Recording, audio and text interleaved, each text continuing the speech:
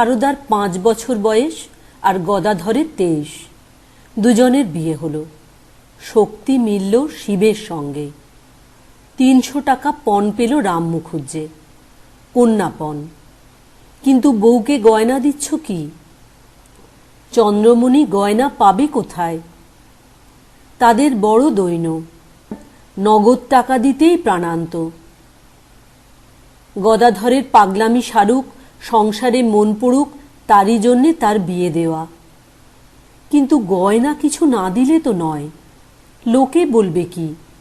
লাহাদের বাড়ি থেকে ধার করল গয়না। বউকে সাজাবার জন্যে পাঠিয়ে দিল চন্দ্রমণি। সুরজুর বাপের কোলে চড়ে বউ এসেছে কামারপুকুর। বৈশাখের শেষাশেষি, খেজুর পাকবার সময়। পাকা খেজুর কুড়োবার জন্যে কোল থেকে নেমে পড়ল সারদা। ধর্মদাস লাহা জিজ্ঞেস করলে, এই বুঝি নতুন বউ? সুরজুর বাপ আবার কোলে তুলে নিল। বউ পেয়ে চন্দ্রমণির খুশি আর ধরে না। কিন্তু যতই আনন্দ করো, গায়ের গয়না ফিরিয়ে দিতে হবে এবার। যতই সে কথা ভাবেন, চোখ ছাপিয়ে জল আসে। এমন সোনার প্রতিমাকে কি করে নিরাভরণ করবে? গদাধর বললে, ভয় নেই, আমি খুলে নেব। সরল শান্তিতে ঘুমিয়ে পড়েছে সারদা। একটি একটি করে গদাধর সব গয়না খুলে নিল গা থেকে। কিন্তু ঘুম থেকে উঠেই টের পেল সারদা। জিজ্ঞেস করতে লাগলো জনে জনে, কে আমার গয়না নিলে? কোথায় গেল? বা এই যে পড়ে শুলুম রাত্রির বেলা। সহ্য হলো না চন্দ্রমণির। 2 হাতে সারদাকে কোলের উপর চেপে ধরলেন। বললেন, ও গেছে গেছে, গদাই তোমাকে আরো ভালো ভালো গয়না দেবে। সে সবই তো হলো আসল অলংকার। সেবা আর ব্রত, নিষ্ঠা আর সংযম, করুণা আর ভালোবাসা, নিরভিমানিতা আর সারল্য, ক্ষমা আর সহিষ্ণুতা, ত্যাগ আর তিতিক্ষা, সুখে দুঃখে ঔদাসীন্য আর কর্মোদ্যাপনে অক্লান্তি। ওরে হৃদে, দেখ তো তোর সিন্ধুকে কত টাকা আছে। হেঁকে বললেন একদিন ঠাকুর। 7 টাকা করে পান মন্দির থেকে, যদিও নিজে ছোন না, ছুঁতে পারেন না। জমে গিয়ে সিন্ধুকে। হৃদয় গুনে বললে, 300। ওকে ভালো করে 2 ছড়া তাবিজ গড়িয়ে দে, আর ডায়মন্ড কাটা বালা দে 1 জোড়া। ওরে, ওর নাম সারদা, ও সরস্বতী, তাই সাজতে ভালোবাসে। তারই জন্যে তো কান্না সারদার। 5 বছরের সারদার আমার গায়ের গয়না কে খুলে নিলে? সঙ্গে সে বাড়িতে ছিল তার এক খুড়ো। ব্যাপার দেখে ভীষণ চটে উঠল। এ কি ছলনা, এ কি কারচুপি! সারদাকে কোলে তুলে নিয়ে ফিরে চলল সোজা জয়রামবাটি। চন্দ্রমণি চিন্তিত হলেন। গদাধরের চিন্তা নেই।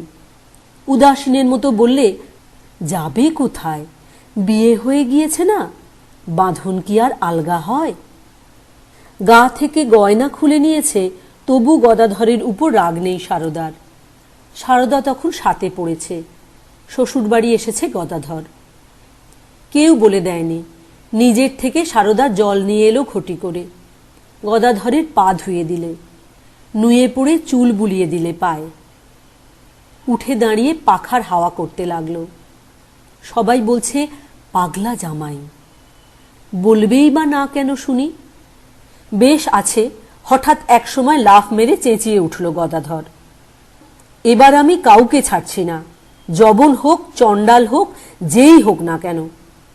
সবাই বলে উঠল, এই দেখো, দেখেছ, পাগল আর কাকে বলে? যে যাই বলুক, সারদার বেশ ভালো লাগে লোকটিকে। তাকিয়ে থাকতে চোখে তৃপ্তি লাগে। মনে হয় আনন্দের একটি পূর্ণ ঘর যেন বুকের মধ্যে বসানো। জোরে ফিরল দুজনে। গদাধর বললে, যদি কেউ জিজ্ঞেস করে কবে তোমার বিয়ে হয়েছিল, 7 বছর বয়সে বলো না যেন, বলো 5 বছর বয়সে। ছেলে মানুষ, বছর গুলিয়ে ফেলো না যেন। ভাগ্নের হৃদয় কোত্থেকে কতগুলো পদ্মফুল নিয়ে এসেছে। সারদাকে পুজো করবে। সারদা তো পালাতে পারলে বাঁচে, কিন্তু হৃদয়ের সঙ্গে পেরে ওঠা অসাধ্য।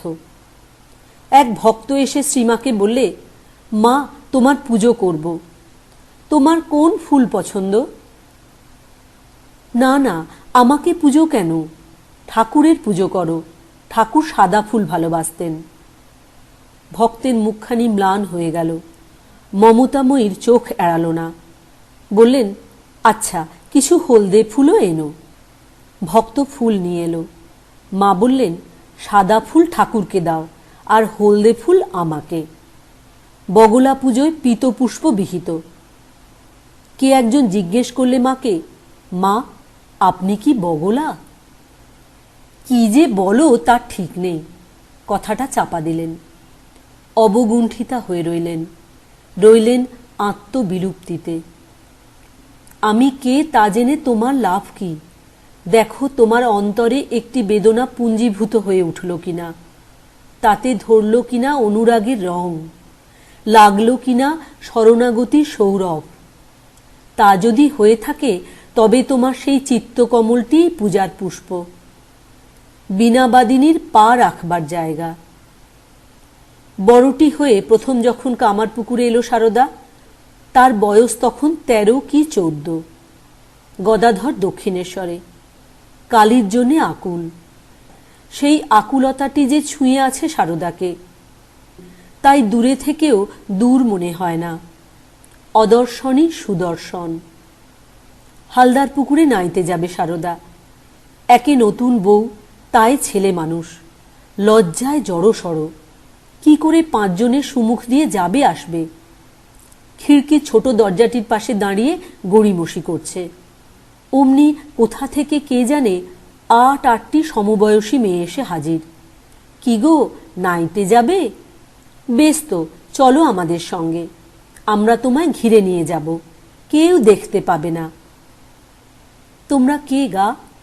জিজ্ঞেস করল সারদা। আমরা এই পাড়ারই মেয়ে, তোমার বন্ধু। 4 জন আগে 4 জন পিছনে এমনি করে নিয়ে চলল সারদাকে। নাওয়া হয়ে গেলে আবার ফের পৌঁছে দিয়ে গেল। এমনি রোজ, যতদিন ছিল সে কামারপুকুর।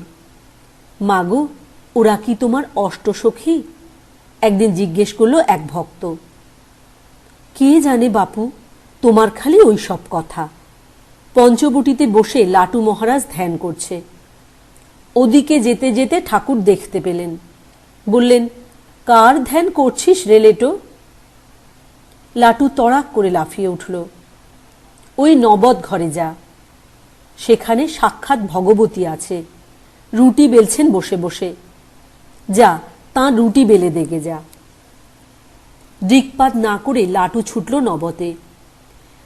সেবার চেয়ে আর বড় পুজো কি আছে? মাকে মানা কি সহজ কথা রে? বলছেন লাটু মহারাজ। ঠাকুরের পুজো গ্রহণ করেছেন, বুঝো ব্যাপার।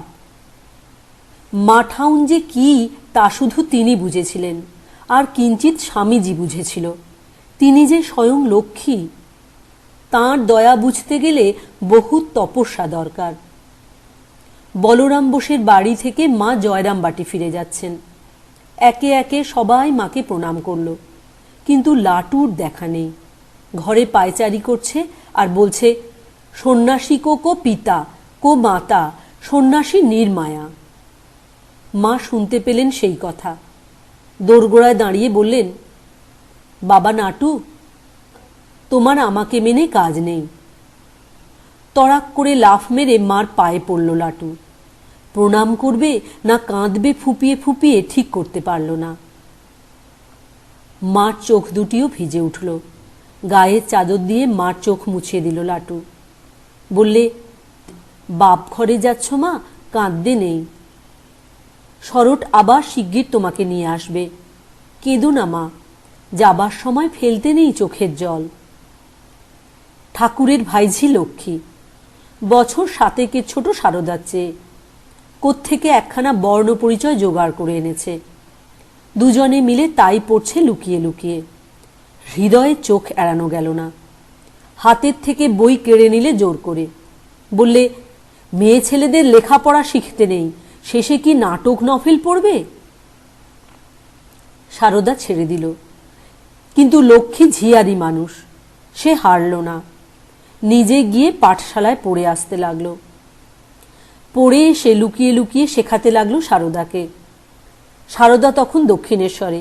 বাগানের পীতাম্বর ভাণ্ডারীর 11 বছরের ছেলেকে ঠাকুর বললেন লক্ষ্মী আর তার খুড়িকে প্রথম ভাগ দ্বিতীয় ভাগ পড়িয়ে দিতে। ভালো করে শেখা হয় আরও পরে। ঠাকুর যখন অসুখ হয়ে শ্যামপুকুরে আছেন একা একা। ভব মুখুজ্জের একটি মেয়ে নাইতে আসে গঙ্গায়। অনেকক্ষণ ধরে থাকে মার সঙ্গে সঙ্গে। পড়িয়ে যায়, পড়া নেয় রোজ রোজ। শাক পাতা যা জোটে মার, তাই দেন তাকে গুরুদক্ষিণা। দিব্যি রপ্ত হয়ে উঠলেন কদিনে। একটানা পড়তে পারেন রামায়ণ মহাভারত। কঠিন কঠিন শব্দেরও মানে শিখে নিলেন আস্তে আস্তে। লেখাপড়া দিয়ে কি হবে? ভগবানে মতি হওয়াই আসল। সরল না হলে মতি আসবে কি করে? আর পদবী থেকে মুক্ত হতে না পারলে আসবে কি করে সারল্য? ঠাকুর তো লেখাপড়া কিছুই জানতেন না, বলছেন শ্রীমা। নাই জানুক, তবু এবার তিনি এসেছেন ধনী নির্ধন পণ্ডিত মূর্খ সবাইকে উদ্ধার করতে। মলয়ের হাওয়া খুব বইছে চারদিকে।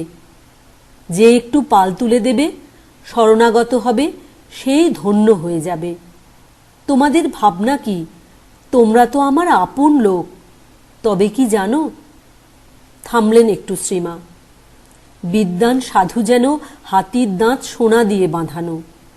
ভক্তি হাতির দাঁত, জ্ঞান হচ্ছে সোনার বন্ধনী। এদিকে ঠাকুর বলছেন নরেন আমাকে যত মুখ্য বলে আমি তত মুখ্য নই।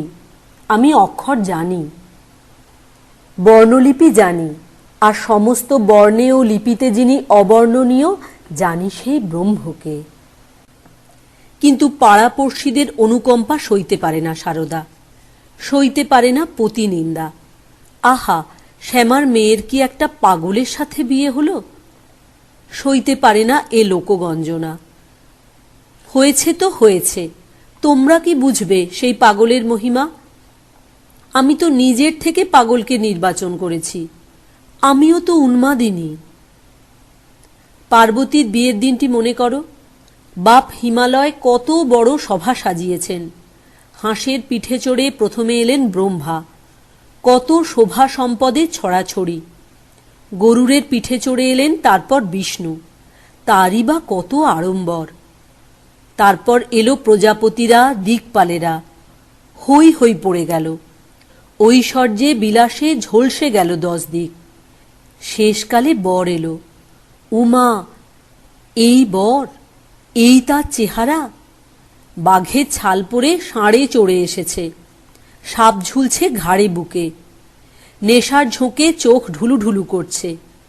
তাও 2 চোখ নয়, 3 চোখ, সঙ্গে আবার 2টো ভূত প্রেত, নন্দী ভৃঙ্গি। বৎসে বঞ্চিত আসি। আত্মীয়েরা আক্ষেপ করে উঠল, রাজার মেয়ে তুমি, তোমার এ কি মন্দ ভাগ্য। ব্রহ্মা বিষ্ণু ছেড়ে দিই, আর যে কোনো বরযাত্রী এ বরের চেয়ে বরণীয়। এ কুকথায় পঞ্চমুখ, কণ্ঠে ভরা বিষ, কিন্তু গৌরী নির্বিচল। যাতে মন একবার স্থির করেছি তার থেকে ভ্রষ্ট হব না। নিম্নমুখী জলকে কে প্রতিরোধ করবে? যতই নিন্দা করো, ওই আমার সাধনার ধন, আমার তপস্যার নিধি। সারদার সেই অবস্থা। যতই নিন্দা করো, আমার আনন্দের ঘরটি কানায় কানায় পরিপূর্ণ। পাড়ায় কারু বাড়িতে যায় না বেড়াতে। মাঝে মাঝে ভক্তিমতী ভানু পিসির কাছে আসে। তার দাওয়ায় আঁচল বিছিয়ে চুপ করে শুয়ে থাকে। সহ্য গুণ বড় গুণ, বলেছেন শ্রীমা। এর চেয়ে আর গুণ নেই। তপস্যার আর কোনো আমার অস্ত্র নেই। এই ধৈর্যই আমার আয়ুষ সংকট। তাঁর অনন্ত ধৈর্য। বললেন আবার শ্রীমা, এই যে তাঁর মাথায় ঘটি ঘটি জল ঢালছ দিনরাত, তাতেই বা তাঁর কি? আর শুকনো কাপড় দিয়ে ঢেকে পুজো করো, তাতেই বা তাঁর কি? তাঁর অসীম ধৈর্য। পেটের অসুখ করে কামারপুকুরে এসেছে গদাধর। সঙ্গে হৃদয় আর বামুন ঠাকরুন। ভৈরবী যোগেশ্বরী। সারদা তখন বাপের বাড়ি। খবর গেল দেখবে এসো আমাদের। পাখির মতো উড়ে এলো সারদা। কোথায় পাগল, এ যে রূপের ধবলগিরি, সব ভোলানো ভোলানাথ। রাত থাকতে উঠে সারদাকে উদ্দেশ করে হাঁক দেয়, ওগো এই সব রান্না করো গো, বলে ফিরিস্তি ঝাড়ে। কোথাও কিছু ত্রুটি হলে চলবে না। ছেলে মানুষ বউ সব নিখুঁত করে রাখে। একদিন হয়েছে কি, 5 ফোড়ন নেই। বড় যা লক্ষ্মীর মা বললে, তা অমনিই হোক, না থাকলে আর কি হবে।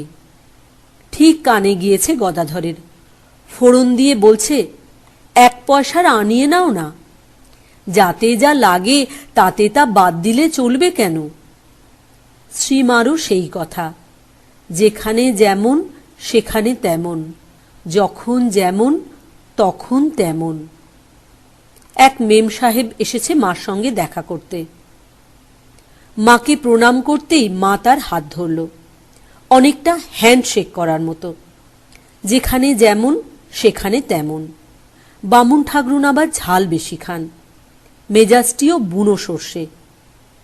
গদাধর মা বলে, তাই সারদাও তাকে শাশুড়ির মতো ভয় করে। নিজে রান্না করেন, ঝালে পোড়া। সারদা চোখ মোছে আর খায়। কেমন হয়েছে জিজ্ঞেস করে যোগেশ্বরী। সারদা ভয় ভয় বলে, বেশ হয়েছে। লক্ষ্মীর মা না বলে পারে না, ঝাল হয়েছে। তাই শুনে চটে যায় যোগেশ্বরী, বলে, তোমার বাপু কিছুতে ভালো হয় না। ছোট বৌমা তো বললে ভালো হয়েছে, যাও তোমাকে আর দেব না বেন্নুন। ফুলমালা দিয়ে ঠাকুরকে একদিন সাজালো যোগেশ্বরী। ভাবারুড়ো হলেন ঠাকুর, ঠিক যে গৌরাঙ্গের মতো। ব্রাহ্মণী সারদাকে ডেকে নিয়ে এলো সামনে। জিজ্ঞেস করলে কেমন হয়েছে। ঘোমটার ফাঁক দিয়ে দেখল একটু সারদা। ভাবা বেশে রয়েছেন ঠাকুর, দেখে কেমন ভয় করতে লাগল। অস্ফুট স্বরে বললে, বেশ হয়েছে, বলে কোনো রকমে একটা প্রণাম সেরে তাড়াতাড়ি পালিয়ে গেল সারদা। দেখল আনন্দের পূর্ণ ঘরটি টইটুম্বুর হয়ে আছে, এক কণা জলও চলকে পড়েনি। কিন্তু ঠাকুর যখন মাকে ষোড়শী পূজা করলেন, সমস্ত সাধনাকে একটি প্রগাঢ় প্রণামে পর্যবসিত করে নিবেদন করে দিলেন মার পায়ে, মা ফিরিয়ে দিলেন না সেই প্রণাম। ভুলে গেলেন না আর কিছু। শ্রীরামকৃষ্ণ কি তখন স্বামী, না সাধক চক্রবর্তী? সারদা কি তখন স্ত্রী, না ব্রহ্মাণ্ড ভাণ্ডদরী কালিকা? রাত 3 প্রহর। পূজা অন্তে ঠাকুর বললেন, এবার তুমি যেতে পারো। খাঁচা খুলে দিলে পাখি যেমন উড়ে পালায়, তেমনি বেরিয়ে গেল সারদা। বাইরে এসে মনে হলো, এ কি করলাম, ঠাকুরের প্রণামটি ফিরিয়ে দিলাম না। মনে মনে প্রণাম করল সারদা। হে মনোবাসী, হে মনোনীত, আমার প্রণামটি গ্রহণ করো। মনই প্রথম গুরু, বললেন শ্রীমা। শেষ গুরুও ওই মন। বারুইদের মেয়ে সুশীলা, সে রাত্রে রাঁধুনি আসেনি। রুটি যা হোক করা গেল, এখন তরকারি কে রান্না করে? সুশীলা মাকে গিয়ে বললে, মা, আমি যদি রান্না করি খাবে? তোমরা আমার মেয়ে, তোমাদের রান্না খাবো না তো কার রান্না খাবো? সুশীলার আনন্দ আর ধরে না। চলে যাচ্ছে, কেদারের মা মুখিয়ে এলো, ঝাঁঝিয়ে উঠল মার উপর। তুমি বামুনের মেয়ে হয়ে এদের হাতে রান্না কেন খাবে?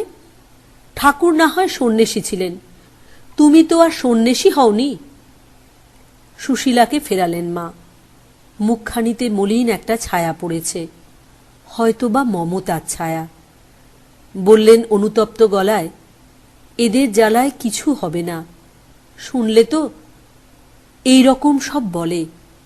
তা তুমি মনে কিছু কষ্ট করোনি, ঠাকুর যদি সুযোগ দেন তো হবে। মনে কিছুই করেনি সুশীলা। মা যে খেতে চেয়েছেন তার হাতে, এই তার অনন্ত তৃপ্তি। মনই মধু, মনই সুধা। লোকাচার মানতে হয়, কিন্তু মনের টানে ছিঁড়ে যায় বিধিনিষেধের জঞ্জাল।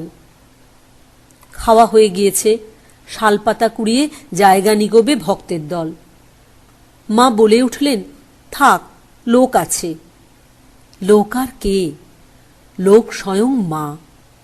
কত জাতের ভক্ত, কিন্তু মার এক ধর্ম, এক জাত। নিজের হাতে সবারই এঁটো সাফ করতে লাগলেন। তুমি বামুনের মেয়ে, এদের গুরু, এরা তোমার শিষ্য, তুমি এদের এঁটো নাও কেন?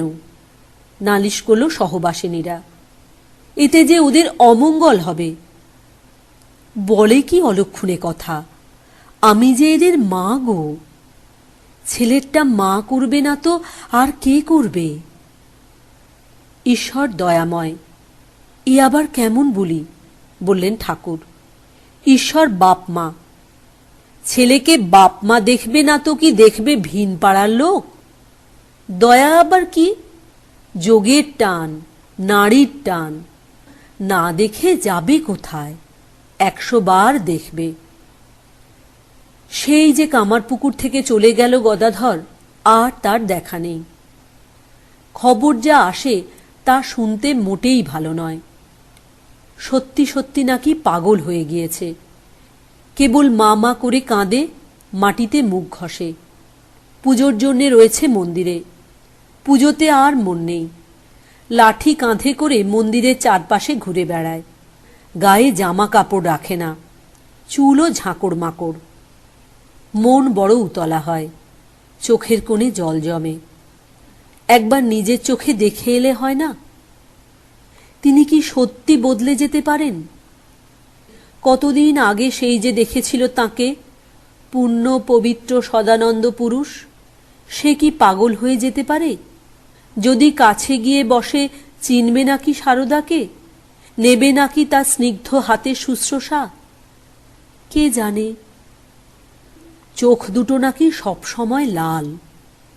দয়ায় ভরা সেই যে দুটি প্রসন্ন চোখ, সে কি বিমুখ হয়ে থাকবে? কণ্ঠস্বরে সেই যে ভালোবাসা, সে কি ক্ষয় হয়ে যাবার মতো? মন কিছুতেই সায় দেয় না। তিনি ডাকবেন সেই আশায় এতদিন প্রতীক্ষা করে আছি। আমি শাশ্বতী প্রতীক্ষা, শাশ্বতী সহিষ্ণুতা। কিন্তু কই, ডাকছেন কই? না, এসেছে ডাক। ফাল্গুনী পূর্ণিমা গৌরাঙ্গের জন্মতিথি। সে উপলক্ষে আত্মীয়ারা কেউ কেউ যাচ্ছে কলকাতায় গঙ্গা স্নান করতে। তাদের সঙ্গে গেলে হয়, গিয়ে দেখে আসতে পারি। তাকে দেখাই আমার গঙ্গা স্নান, তাকে দেখাই আমার ফাল্গুনী পূর্ণিমা। বাবাকে বলবো? কি না জানি মনে করবেন, হয়তো বুঝে নেবেন অন্তরের কথাটি। লজ্জায় মরে গেল সারদা। স্নানার্থিনীদের কেউ কথাটা তুলল সারদার বাপের কানে। তিনি এক কথায় রাজি। শুধু রাজি নন, তিনি নিজে যাবেন মেয়েকে সঙ্গে নিয়ে। পায়ে হাঁটা পথ, ট্রেন স্টিমারের নাম গন্ধ নেই। এক পালকি, তাই অত খরচ করবার মতো অবস্থা নয় রাম মুখুজ্জের। সুতরাং মাঠ ভেঙে ভেঙে চলো। মাঠের পর মাঠ, মাঠের সমুদ্র। মুক্ত হাওয়ার মতোই খুশি খুশি মন। মাটির ঢেলা মারিয়ে মারিয়ে চলেছে সারদা। ক্ষীণাঙ্গী শ্যামলা মেয়ে, 18 বছর বয়স। কোনোদিন পথে নামেনি, খোঁজেনি দিগন্তের ঠিকানা। ধুধু করছে মাঠ, ঝাঁঝাঁ করছে রোদ। কোথায় একটু গাছের ছায়া, কোথায় একটু পুকুরের জল। শুধু পথ আর পথ, পথ চিহ্নহীন প্রান্তরের ঔদাসীন্য। এ কি দুরন্ত অভিসার! তবু ক্লান্ত দেহে পা টেনে টেনে চলেছে সারদা। 2 দিন কাটল, আর বুঝি কাটে না। প্রবল জ্বর এসে গেল সারদার। অফুরন্ত মাঠের দিকে চেয়ে রইল সে শূন্য চোখে। এত দূর টেনে এনে এইখানে শেষে ঠেলে ফেলবে?